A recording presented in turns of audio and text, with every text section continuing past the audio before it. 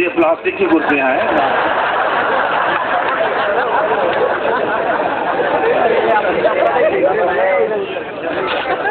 जिन शब्दों के पीछे आता है ता शब्द की विशेषता, तो थोड़ा सा हिंदी के साथ जुड़िए, आपको आनंद आएगा कि जिन शब्दों के पीछे आता है ता, वो है पहले पांव को चाटता बाद में है काटता। उदाहरण के तौर पर कुत्ता, आखिरी में ता, पहले पांव चाटता बाद में काटता। दूसरा उदाहरण जूता, आखिरी में ता, पहले पांव चाटता बाद में काटता। तीसरा उदाहरण नेता,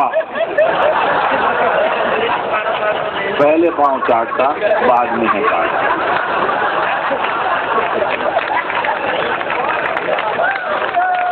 और ये देखिए दोस्तों, हम जितने भी नेताओं की बात करते हैं ना, ये सब बिहार के नेता होते हैं। हमारे महाराष्ट्र के नेता बड़े अच्छे हैं।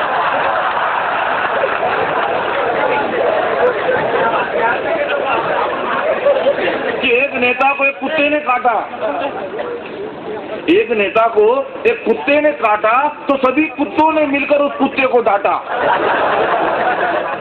और एक बूढ़ा बुजुर्ग कुत्ता समझाने लगा, अरे क्यों अपने तकदीर को चाटता है, भला कोई अपनी जात बिरादरी वाले को भी काटता है। बूढ़े कुत्ते की बात सुनकर एक जवान कुत्ता अपने गले में दस्ती घुमाता हुआ बोला, अरे काका तू इतना बूढ़ा हो गया फिर भी नादान है, नेता को कुत्ता कहना ये कुत्ते जाति का अपमान है।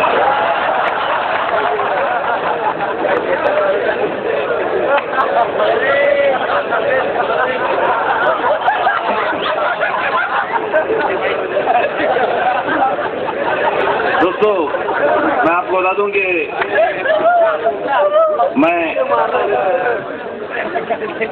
मेरा नाम प्रकाश निहालानी है, नांदेड़ का रहवासी हूँ। आपको बता दूं कि नांदेड़ महाराष्ट्र का एक डिस्ट्रिक्ट प्लेस है और मेरे शहर की विशेषता है कि मेरे शहर में 10वें पातशाह गुरु गोविंद सिंह जी की समाधि है। करीबन 30,000 सरदार समुदाय के लोग मेरे शहर में रहते हैं।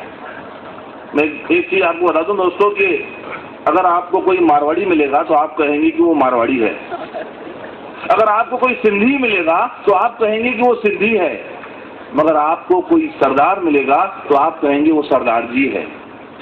जी लगाते हम सरदारों के पीछे, क्योंकि इस कौम ने अपने देश के लिए, अपने मुल्क के लिए कितने ही बलिदान दिए हैं।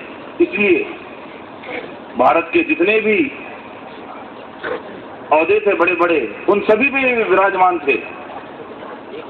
राष्ट्रपति थे, अभी प्रधानमंत्री हैं, बहुत शूरवीर लोग हैं ये। केवल एक कमी है, जब भी कोई कमी तो बोलने दो, एक कमी है दोस्तों। मैं इसलिए ज्यादा जानता हूं क्योंकि मैं जहां रहता हूं मेरे जितने भी दोस्त हैं सब सरदार हैं, बहुत अच्छे हैं, सरदार जी हैं। बहुत होशियार कौम है ये, बहुत बहादुर कौम है ये, मगर जब भी कोई जनरल नॉलेज की बात आती है इनके बैड लक चालू हो जाते हैं। एक कमी है। हमारे एक दोस्त हैं, पाल सिंह भाटिया नाम है उनका।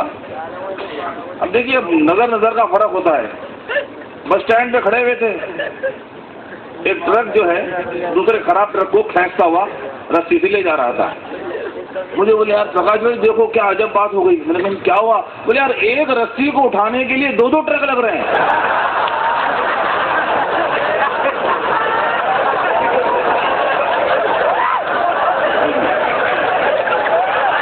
अभी देखने का तरीका है,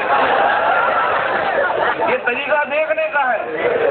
आप सब लोग भले वहां देखिए, कान मेरे पास दीजिए। 3 दोस्त थे दोस्तों, 3 मित्र, जिनमें से एक हिंदू था, एक मुसलमान था और एक सरदार। तीनों पक्के दोस्त।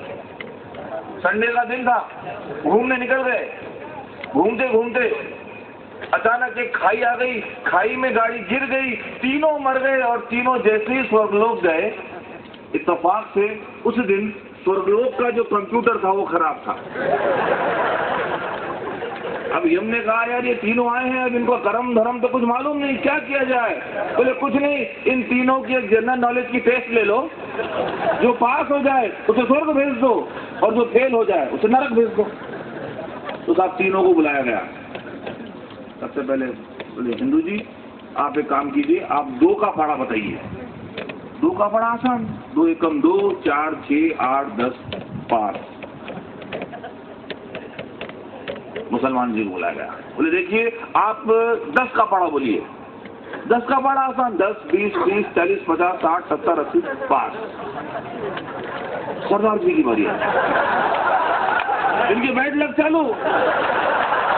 अब वो जो पूछने वाला था वो सोच रहा था कि इसको 2 का पूछ लिया, इसको 10 का पूछ लिया। बोले सरदार जी आप 57 का फाड़ा बोलिए। यार इसको 2 का पूछा, इसको 10 का पूछा, मेरे को 57 का। बोले सर नहीं आता। बोले फेल। अब नरक चले गए तो वहाँ एक और सरदार मिल गए उनको। बोले सरदार जी आप इधर कैसे? इधर चाहिए।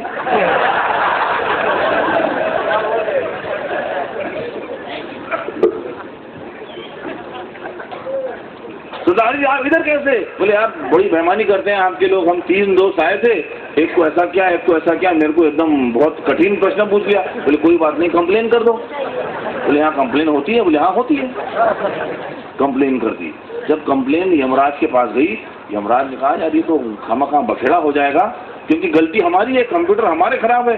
दूतों को बुलाया, बोले एक काम करो तीनों को फिर से बुलाओ, आसान प्रश्न पूछो और ऐसे प्रश्न पूछो कि तीनों पास हो जाए। ठीक है साहब, फिर एग्जाम दी टेस्ट। बुलाया गया। बोले हिंदू जी आप बताइए कि भारत की राजधानी कौन सी है? बोले सर नई दिल्ली। बिल्कुल सही, पास। मुसलमान जी को बुलाया गया। बोले आप बताइए कि पाकिस्तान की राजधानी कौन सी है? पड़ोसी मुल्क है, मालूम है। बोले इस्लामाबाद। बोले बिल्कुल सही, पास। सरदार जी को बैड लक चालू। यार इसको हिंदुस्तान की पूछ ली, इसको पाकिस्तान की पूछ ली, अब इनको क्या पूछूं? बोले आप ये बताइए कि मंगोलिया की राजधानी कौन सी है? बोले यार ये मंगोलिया कहाँ है पता नहीं, राजधानी पूछ रहे हैं।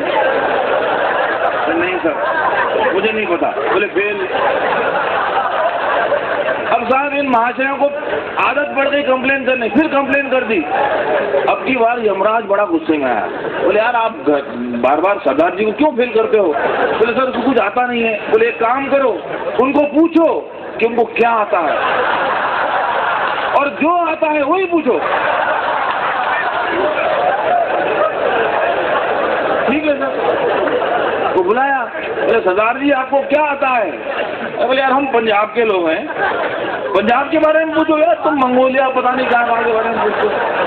बोले ठीक है। तीनों को बुलाया गया, तीनों को पंजाब का प्रश्न। सबसे पहले हिंदू को बोला ये बताइए कि जलियांवाला बाग भारत के किस प्रांत में है? बोले सर पंजाब में है। बोले बिल्कुल सही, पास। मुसलमान जी को बुलाया गया। बोले देखो मुसलमान जी